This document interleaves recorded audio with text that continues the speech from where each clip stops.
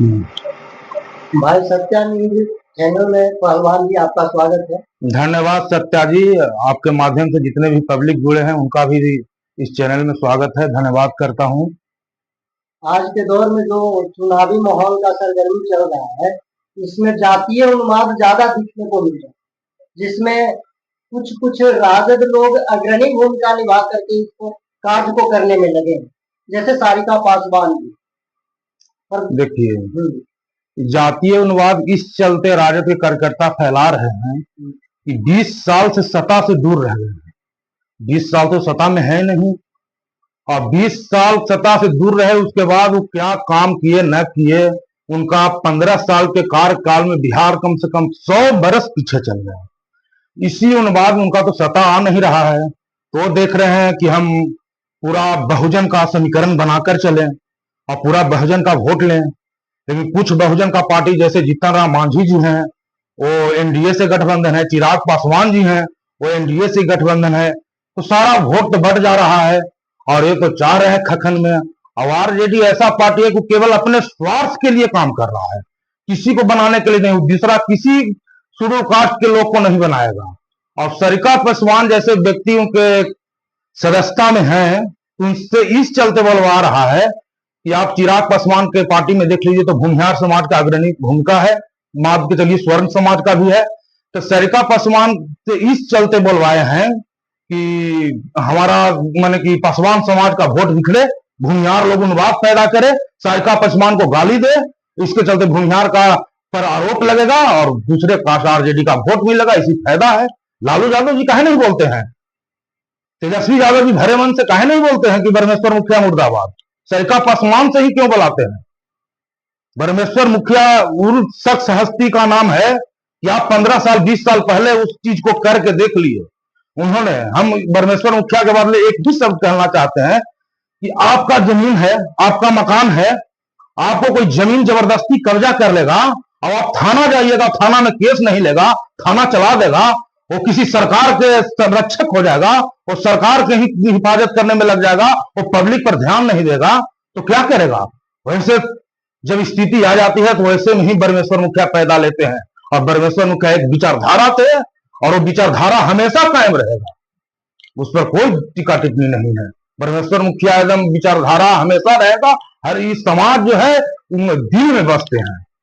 लेकिन इसी तरह से कुछ अलग हट करके अगर देखा जाए तो पप्पू यादव जी भी आशुतोष जी के विषय में भी, जो आशुतोष जी इस मैटर में आए थे, उसमें पप्पू यादव जी भी अग्रणी भूमिका निभा करके कुछ बोलने का कार्य। देखिए, पप्पू यादव जी एक ऐसे नेता है, उनको हम टीका टिप्पणी नहीं करा जाते हैं, लेकिन सारिका पासवान पर भी आशुतोष जी बोले तो अपना समाज के लिए जो हमारे स्तंभ है उनको पहले तो दुख लगवे ना करेगा।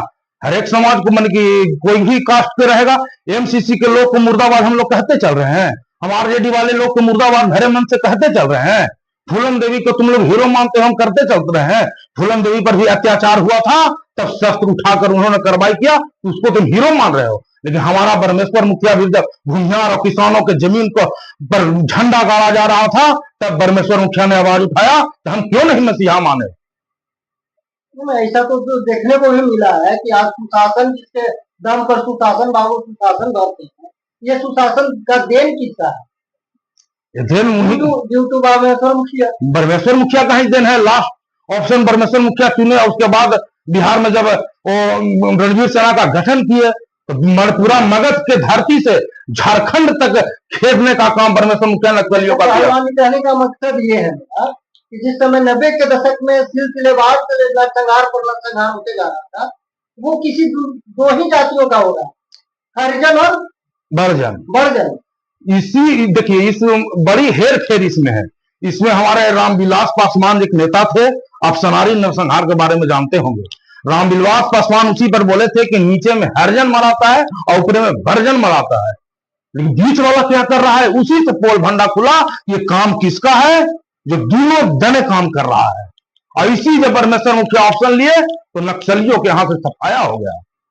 तो एडमिनिस्ट्रेशन तो वहां से जाकर के ठीक हुई ना। हाँ, वहां से ठीक हुआ। सुशासन की दम्भ भरते हैं लोग कि हम सुशासन हैं, या नीतीश जी के रीजन में सुशासन का ये भी कहना मेरे को सही है कि नीतीश जी के शासन काल में परमेश्वर मुखिया जी नक्सलवाद को खत्म किए, उसी ने नारा दिया था कि सोना बेचो और लोहा फिर दो। उसके दम पर ही हम लोग नक्सली से लड़े, अपना किसान और खेत और माँ बहनों का रक्षा किए।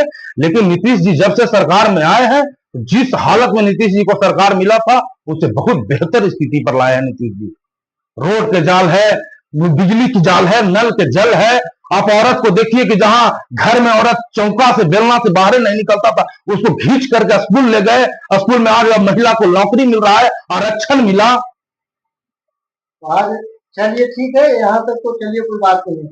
लेकिन एक और सवाल जहाँ तक उठ रहा है पहलवान जी, जी, कि जो भूरा बाल को साफ कर, भूरा बाल, यहाँ तक मतलब कि तथ्य भूरा बाल देखिए 90 के दशक में भी साफ कर रहे थे। भूरा बाल कोई खेत के बथुआ है थोड़ी कि उसको कबाड़ के फेंक दीजिएगा। 90 के दशक में फरिया के देख लीजिए ना, कहां ढकेल दिया, कहां नक्सलवाद के खत्म करके भेज दिया। एको पार्टी था जो रणवीर सेना से सामना सामनी मुकाबला करता। आज भी कुछ नए लोग हैं, उनको आज भी गुदगुदी लग रहा है कि हम ये 2% है, हम 14% है। तो ये मत भूलिए, 90 के दशक में आपको करके दिखा दिया है। और उसके बाद ऐसे करते हैं तो इतना कह देते हैं कि इस समाज के बारे में कह रहे हैं कि 2% है। अगर जिस दिन ये 14% रहता, वो आप 2% रहते, तो कहीं बिल नहीं मिलता भागने के लिए, बिहार में कोई बिल रहता। लेकिन सामाजिक है, क्या टीका टिप्पणी करना है। आप भूरा बाल साफ करते रहे, आपका जिंदगी बीत गया, अब भूरा बाल साफ होगा। तो इस भूरा बाल साफ करो और इस तरह का जातीय मतलब कि उन्माद को पैदा करके क्या तेजस्वी जी बिहार में मुख्यमंत्री देखिए, बन सकते हैं? तेजस्वी जी से के पार्टी में इतना ज्यादा, यही से भाषा से तेजस्वी जी आज तक सत्ता में नहीं आ रहे हैं। तेजस्वी जी का मानसिकता क्या है, युवा है, हम उनका भी समर्थन करते हैं।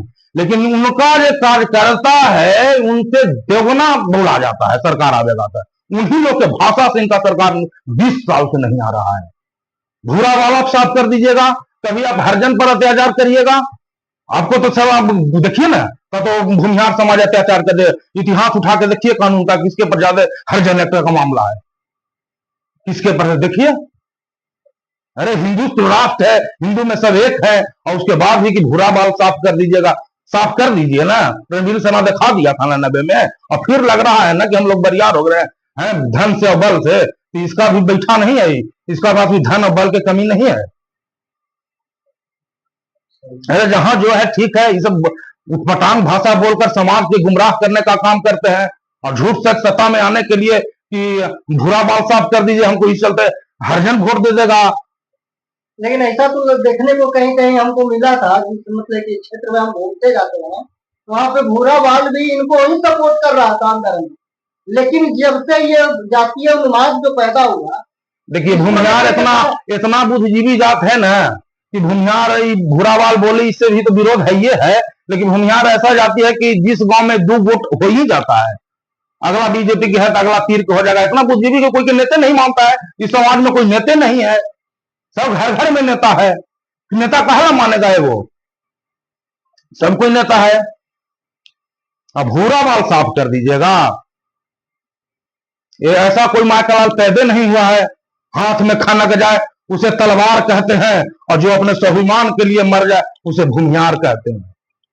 चलिए पहलवान जी, थैंक यू, धन्यवाद, सत्या न्यूज चैनल में धन्यवाद के लिए।